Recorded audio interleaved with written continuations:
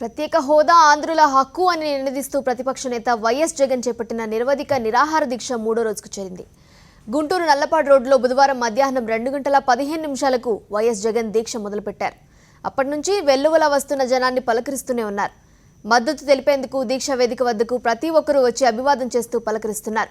గంటకు పెరుగుతున్న జనం ఆయన దగ్గర వచ్చేందుకు చేయి కలిపేందుకు ఉత్సాహం చూపడంతో అదుపు చేయడం భద్రతా సిబ్బందికి కష్టంగా మారింది. కొద్దిసేపటి క్రితం జగన్కు వైద్య పరీక్షలు నిర్వహించారు. 3 రోజుల నుంచి దీక్ష చేస్తున్న జగన్ బాగా నీరసించారు.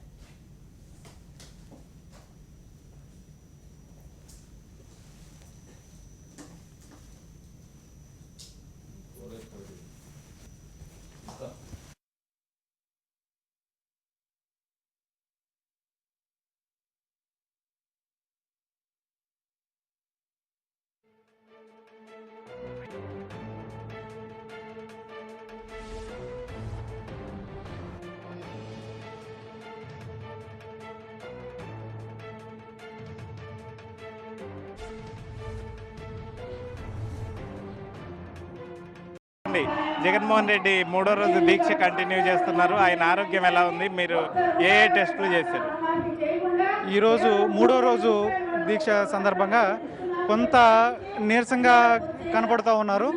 అంటే 3 రోజుల నుంచి ఎటువంటి ఆహారం లేకపోవడం వల్ల ఒక నీరసంగా ఉన్నారు కొంచెం. కాకపోతే ఈ వైద్య పరీక్షల్లో చేసిన బీపీ కానీ షుగర్ కానీ ఇట్లా వెయిట్ కానీ చూసే పరీక్షల్లో కొంతవరకు నిలకడగానే ఉన్నారు.